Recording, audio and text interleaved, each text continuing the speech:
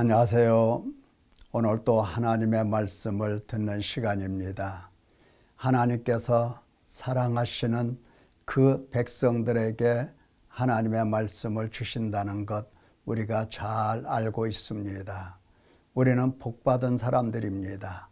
하여 하나님의 말씀에 더욱 집중하고 더욱 열심으로 말씀을 받아야 하겠습니다.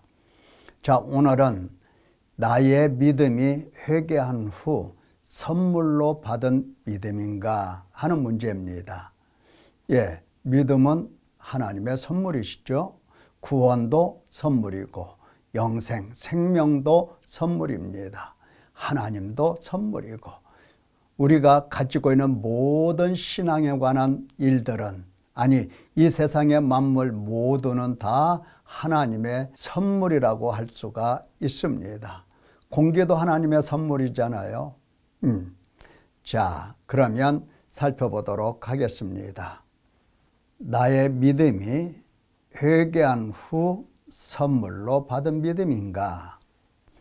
생명은 생명의 주인이신 하나님께서 믿는 자에게 주시는 은총이다. 그렇죠.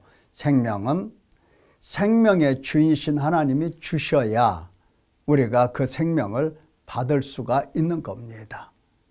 주신 일이 없으면 우리는 생명과 아무 관계가 없습니다. 그래서 하나님께서 생명 없는 우리에게 찾아오셔서 생명을 주시는 것입니다. 자, 요한복음 3장에서도 우리가 익히 아는 말씀이죠. 아들을 믿는 자에게는 영생이 있다. 아들에게 순종하지 아니하는 자는 영생을 보지 못하고 하나님의 진노가 그 위에 머물러 있다. 20장에서도 오직 이것을 기록하면 너희로 예수께서 하나님의 아들 그리스도이심을 믿게 하려 하며 또 너희로 믿고 그 이름을 힘입어 생명을 얻게 하려 함이니라. 그렇죠. 믿음 생명입니다. 믿음 구원입니다. 그래서 우리가 지난번에 이와 같은 말씀 들었습니다. 오직 의인은 믿음으로 말미암아 살리라 하는 말씀. 이 말씀은 원론적인 진리라 했습니다. 말씀 그대로 원론적인 진리예요. 누구든지 믿음이 있는 사람은 의인이 되는 거고 의인은 생명을 얻는 거다. 자, 그런데 이 믿음이라는 말씀, 우리가 생각하고 있는 믿음이 그게 믿음일까? 하나님께서 이와 같이 원론적인 진리로 믿음을 말씀하실 때 내가 생각하고 내가 믿는다 하는 그 믿음과 일치하는 믿음일까? 자, 이 문제를 해결하기 위해서는 우리가 이 구절을 잘 해석을 해야 되겠습니다. 이 구절을 잘 해석하기 위해서는 이와 같은 예를 볼 수가 있습니다. 부모는 자식을 옥이야 금이야 보살핀다. 사랑에서 사랑으로. 어떤 부모가 자식을 아무렇게나 대하겠습니까? 오직 사랑에서 사랑으로 보살핀다. 보살핀다라고 하는 이 동사를 부사구로서 자연스럽게 꾸며주는 말이에요. 그래서 자식은 사랑으로 말미암아 효도하는 것이다. 그 사랑을 보고 듣고 배운 자식은 사랑 안에서 이제 부모에게 효도하는 것입니다. 자, 믿음으로 믿음에 이르게 하나니, 이 말씀은 믿음으로 시작해서 믿음으로, 믿음에서 믿음으로 나타났다. 이게 어색하다는 거예요. 왜냐하면 차라리 나타났다. 그리고 문장이 끝나고, 그래서 믿음으로 믿음에 이르게 한다. 차라리 이렇게 문장이 단절이 되었다고 한다면 이해하기가 쉬워요. 그런데 한 문장이에요.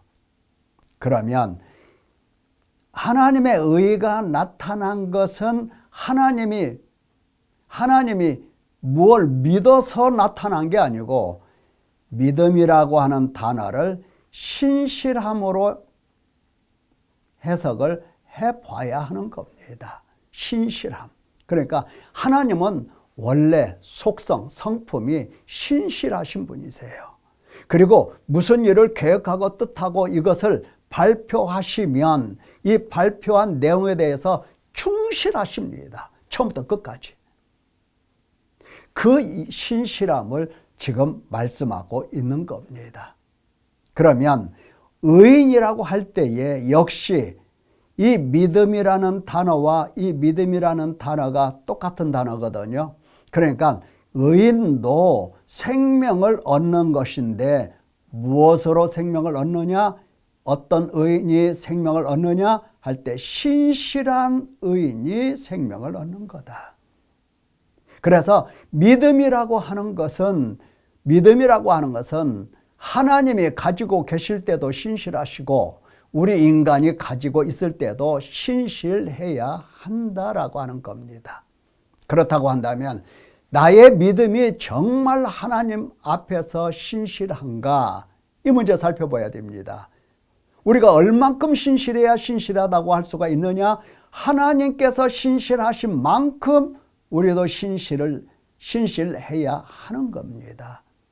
그래야 신실하다고 말할 수가 있는 거예요. 하나님이 신실하신 만큼, 하나님께서 당신 일에 충성되고 충실하신 만큼 우리 역시 하나님께서 요구하시는 모든 일에 대하여 충실하고 확고부동하고 신실하고 신뢰하는 마음이 있어야 그게 믿음으로 인정이 되고 의인이라고 인정을 받아서 생명으로 들어가게 되는 겁니다. 자, 살펴보십시다. 그러면 이 믿음, 구원, 영생 입으로 시인한다고 해서 예수님이 나의 주, 나의 하나님, 예수 그리스도시여 이렇게 고백한다고 해서 그것이 바로 믿음이고 구원이고 영생을 얻는 거냐 하는 문제 짚어봐야 합니다. 분명 이것으로 이 시인으로 말미암아 우리는 믿음 있는 사람 생명 얻고 구원을 받게 됩니다. 근데 그 고백이 어떤 고백이냐? 그야말로 확고부동하며 신실하며 충성되고 충실한 신실한 고백이냐라고 하는 문제입니다. 자, 여러분들이 잘 아시죠? 주는 그리스도시요 살아계신 하나님의 아들이시니이다. 누가 고백했죠? 예, 아실 겁니다. 자, 마가복음에서도 나는 당신이 누구인 줄 아노니 하나님의 거룩한 자니이다. 당신은 하나님의 아들이니이다. 지극히 높으신 하나님의 아들 예수여. 이건 누가 이렇게 고백했을까요? 베드로? 아니면 야고보, 요한? 아닙니다. 이 고백은 바로 더러운 귀신의 고백입니다. 더러운 귀신이 고백했어요. 그러면 예수님께서 당신은 하나님의 아들, 지극히 높으신 하나님의 아들 이렇게 고백했으니까 너 믿음이 있네, 너 구원해 줄게, 예수님이 이렇게 말씀하실까요? 아니죠. 이 고백은 믿음이 아니고 순종도 아니고 회개도 아닌 고백이에요. 예수님과 아무 상관이 없는 고백입니다. 이렇게 고백할 수가 있다니까요. 사탄도 고백한다고 한다면 사단에게 매여 육신에 속하여 죄에 팔려 사망의 몸으로 살아가고 있는 우리 고백할 수 있을까요? 없을까요? 고백할 수 있는 겁니다. 지극히 높으신 하나님의 아들 예수여. 아니, 자기가 필요해봐. 하나님, 그냥 지극히 높으신 하나님, 찬송과 영광을 받으시기에 합당하신 하나님, 이런 고백하잖아요. 자기가 필요하니까. 자, 믿음은 말씀, 율법을 지킨다고 해서 그게 믿음이냐? 그게 믿음일 수 있어요. 그러나 아닐 수도 있다라고 하는 것 짚어봐야 됩니다.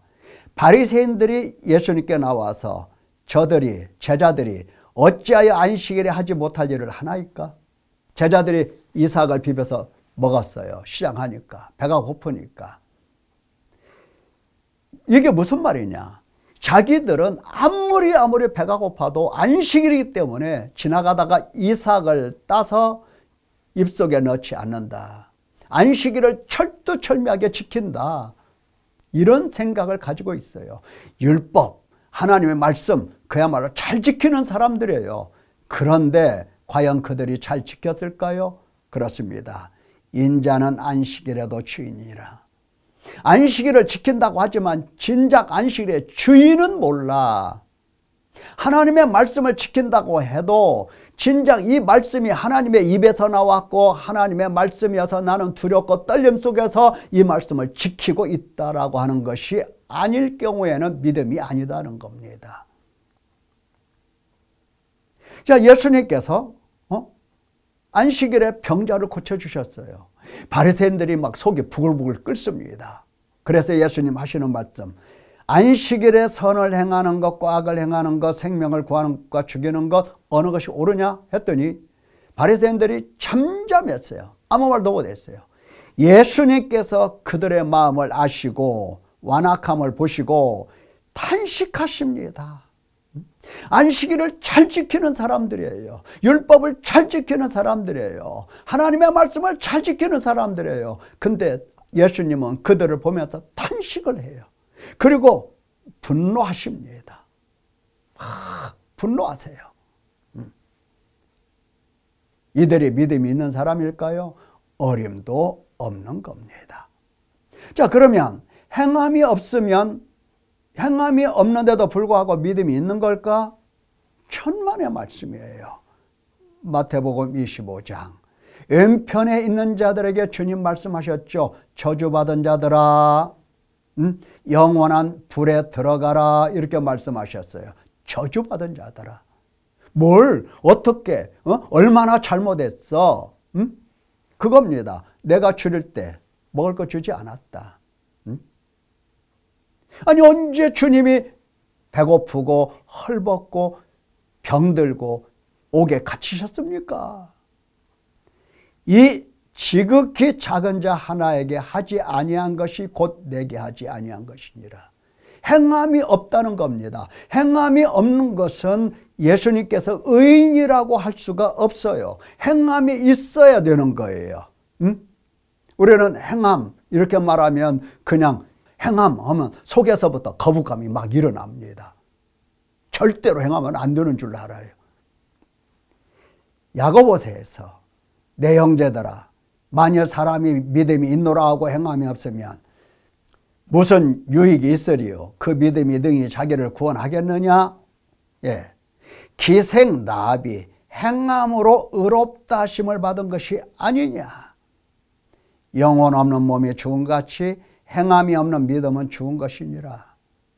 행함이 없는 것은 믿음이 아닙니다. 믿음이 아닌 것은 의롭다함을 얻을 수가 없습니다. 구원도 영생도 생명도 다 같이 얻을 수가 없는 겁니다. 자, 그러면 진짜 믿음, 참 믿음은 어디서부터 오는 거냐? 하나님이 누구에게 주시는 거냐? 할 때에 생명은 오직 생명 얻는 회개로서 얻는 겁니다. 믿음, 구원, 생명, 영생, 생명 얻는 회개로서 얻는 거예요. 회개를 가리켜서 사도들은 생명 얻는 회개라고 명명했습니다. 사도들이 딱 못 박아 놨어요. 회개는 생명 얻는 것, 회개는 생명 얻는 것. 예, 그러니까 생명을 얻으려면, 구원을 받으려면, 의롭다 하심을 얻으려면, 믿음을 선물로 받으려면 반드시 생명 얻는 회개가 있어야 된다. 뭘 회개할 거냐? 우리가 어떻게 회개해야 될 것인가 하는 문제는 앞서 영상에서 잘 설명이 되어 있습니다. 자, 뭘 회개해야 될 거냐? 가장 중요한 것은 하나님을 알 때 이 문제입니다. 나 하나님 알아. 알면 얼마나 좋겠어요. 그런데 그것이 착각으로부터라면 이건 큰 문제가 되는 겁니다. 지금 로마 교인들이 하나님을 알아. 근데 그 알미 참 알미 아니다 이 말이에요. 참 지식이 아니다는 겁니다. 그래서 바울 사도는 이것을 편지로 보내는 거예요. 하나님을 알되 하나님을 전적으로 영화롭게 아니하고 전적으로 감사하지 않더라. 이게 그냥 다 보이는 거예요. 이게 막 다 들리는 거예요. 그래서 생각이 허망하여지고 마음이 어두워지고 어리석게 되고, 우리가 지난번 영상에서 그들의 사자밭과 그들이 십자가에서 죽고 불에 태워지는 이러한 순교를 봤어요. 어떻게 이런 믿음 있는 사람이 됐을까요? 회개를 통해서 됐다는 거 우리가 알 수 있잖아요. 하나님을 너희가 안다. 그러나 너희가 하나님을 영화롭게도 아니하고 감사하지도 아니하고 오히려 생각이 허망하여지고 미련한 마음이 어두워졌지 않았느냐, 어리석게 된 게 아니냐. 하나님의 영광을 우상으로 바꾸어 놓고 하나님의 진리를 거짓 것으로 바꾸어서 하나님을 섬김보다도 피조물을 더 경배하고 섬기고 있지 않느냐. 이렇게 책망의 편지를 보냈어요. 그래서 그들은 듣고 회개를 했습니다. 우리도 마찬가지예요. 하나님을 알되라고 하는 이 문제를 가지고 회개를 해야 됩니다. 이거 시간 많이 걸립니다. 많이 걸려요. 10년, 20년 걸릴 수도 있을 겁니다. 여러분, 하나님께서 늘 하시는 말씀이 뭡니까? 구약이든 신약이든 다 마찬가지예요. 물은 마음이 가난하고 심령에 통회하며 내 말을 듣고 떠는 자, 그 사람은 내가 돌본다. 만약에 심령에 통회함도 없어, 하나님 말씀을 두려워하지도 않아, 하나님을 경외하지도 않고 하나님은 돌보지 않는다는 겁니다. 그들이 드리는 예물은 돼지 피와 다름이 없다라고 하는 겁니다. 다름이 없어요. 분향하는 것은 우상을 찬송함과 다름이 없다. 자, 너희가 예물을 드리고 너희가 분향도 하지만 내가 부를 때 대답했었느냐 하는 겁니다. 내가 부를 때 너희가 대답했냐? 내가 말하여도 그들이 듣지 않고 오직 나의 목전에서 악을 행하며 내가 기뻐하지 않은 것을 택하였음이라. 자, 호세아서도 마찬가지요. 내가 사랑하여 불러냈건을 부를수록 그들은 점점 멀리하고 내가 부르면 부를수록 너희가 점점 멀리 갔지 않았느냐. 내가 걸음을 가르치고 내 팔로 안았음에도 내가 고치는 줄을 그들은 알지 못하는도다. 내가 고치는 자, 회개하고 돌아오고 통회하고 돌아오는 자를 내가 고치는데 고치는 자인 나를 알아보지 못하고 돌아오지도 않고 회개도 않고 통회한 마음도 갖지도 않고 너희가 그러지 않았느냐 하는 겁니다. 하시는 말씀, 불러 위에 계신 이에게로 돌아오라 할지라도 일어나는 자가 하나도 없도다. 일어나는 자가 하나도 없도다. 여호와는 만군의 하나님이시라. 여호와는 그를 기억하는 이름이니라. 그런즉 너는 하나님께 돌아와서 인애와 정의를 지키며 항상 너희 하나님을 바랄지어다. 자, 우리가 무엇을 해야 비로소 하나님께서 기뻐하시고 그리고 돌보신다? 그렇죠. 회개입니다. 회개로서 믿음과 생명 얻는 겁니다. 그래서 무엇을 회개하자? 하나님을 알되 이 문제 하나, 이 단어 하나, 이 구 하나 가지고 하나님 앞에 엎드려서 나는 정말 하나님을 아는 사람인가 하는 문제를 가지고 엎드려서 기도를 하고 회개를 해야 된다 하는 겁니다. 제발 하나님을 안다 하지 마십시오. 하나님은 우리가 다 알 수가 없는 분입니다.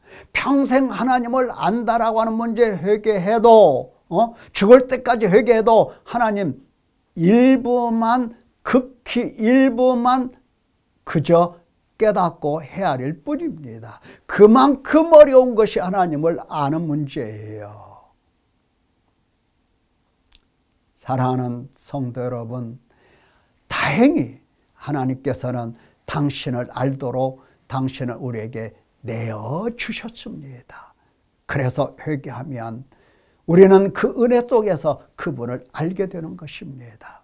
하나님을 참으로 아는 성도 되어 믿음 있는 사람, 구원 얻는 사람, 의롭다함을 받는 사람, 생명을 얻는 사람, 영생을 소유한 사람 되시기를 예수님의 이름으로 축원합니다.